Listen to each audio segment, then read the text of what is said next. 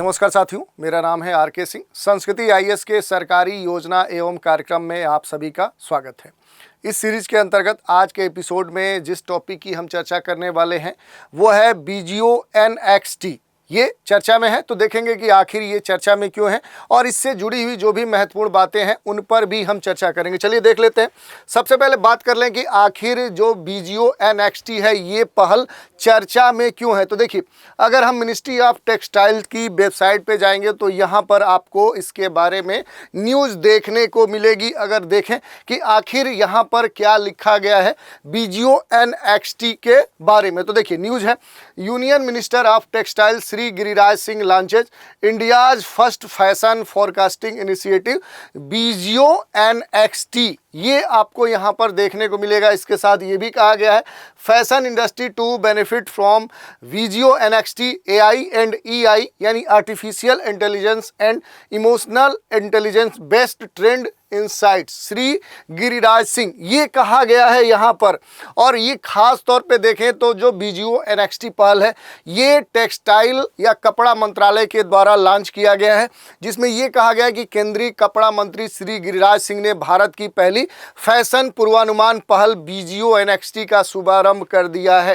Fashion उद्योग को BGO-NXT की इस AI और EI यानी आर्टिफिशियल इंटेलिजेंस और इमोशनल इंटेलिजेंस आधारित प्रवृत्ति अंतर्दृष्टि से भी लाभ प्राप्त होगा।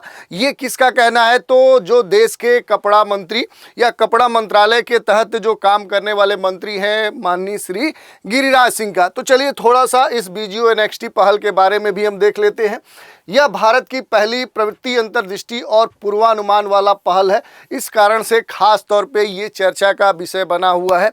पहल की परिकल्पना की जो स्थापना है वो वर्ष 2018 में भारत सरकार के कपड़ा मंत्रालय के सहयोग से और निफ्ट दिल्ली जो क्रिएटिव लैब है और निफ्ट चेन्नई जो इनसाइट लैब है, इन दोनों के द्वारा या कह सकते हैं कि फिर कपड़ा मंत्रालय के साथ मिलकर की गई थी। ये जो पहल है जो अब चेन्नई में केंद्रित है, भारतीय फैशन और खुदरा बाजार के लिए प्रवृत्ति अंतर्दृष्टि और पूर्वानुमान प्रदान करने पर खास तौर पे केंद्रित होगी। यही नहीं, यह विभिन्न प्रवृत्ति संबंधी जो परामर्श सेवाएं हैं, शैक्षणिक पाठ्यक्रम है, कार्यशालाएं हैं, इनके संदर्भ में भी खास तौर पे ये सुविधाएं प्रदान करेगी।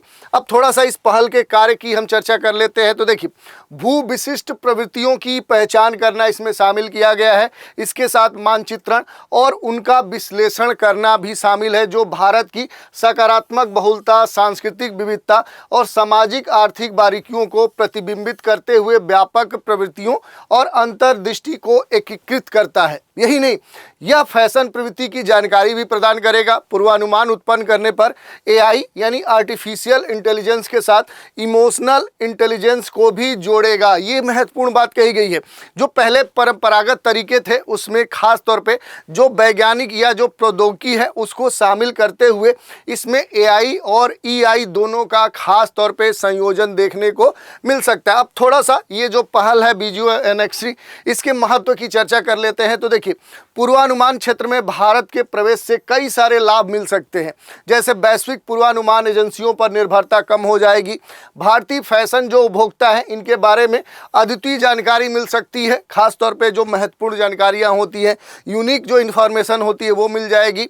इसके अलावा वस्त्रों के साथ सूचना प्रौद्योगिकी में भारत की जो ताकत है वो इंटीग्रेट हो जाएगी, एकीकरण उसका हो सकता है।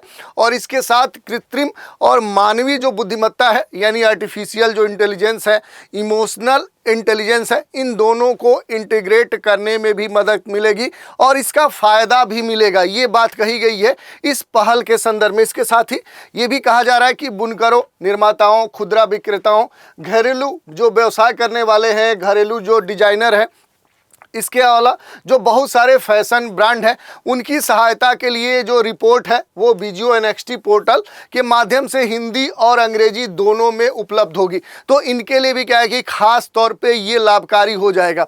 इसके अलावा कुछ इसकी विशेषताओं की बात करें तो यह जो पहल है ये उपयोगकर्ताओं को इस विविधतापूर्ण राष्ट्र के लिए उपभोक्ता केंद्रित लक्षित जो संग्रहों हैं उनको डिजाइन करने में, उत्पादन करने में, उनको लॉन्च करने में खास तौर पे सक्षम बनाती है। यही नहीं, परिधि या विजियो नेक्स्ट द्वारा प्रथम समावेशी फैशन प्रवृत्ति पूर्वानुमान के शुभारंभ के साथ साथ क्या है कि भारत विशिष्ट फैशन प्रवृत्तियों को प्रसारित करने के लिए भी एक वेब पोर्टल की शुभारंभ करेगी। तो ये बातें कही गई हैं अगर आप जाएंगे कपड़ा मंत्रालय की वेबसाइट पे। इसके अलावा अगर बात कर लें तो विजियो नेक्स्ट के डीप विजन नामक एक अद्वितीय पूर्वानुमान मॉडल के विकास के माध्यम से यह उपलब्धि हासिल भी की है, जिसे भारत में पैटर्न को डिकोड करने और फैशन रुझानों की व्याख्या करने के लिए खास तौर पे डिजाइन किया गया है। तो ये बातें कही गई हैं जो विजियो NXT पहल है और इससे जुड़ी हुई जो महत्वपूर्ण बातें थी उन पर भी हमने चर्चा की। तो आज के एपिसोड में इतना ही। नए एपिसोड में एक नए कार्यक्रम के साथ फिर मिलेंगे, तो आप हमारे साथ बने रहें।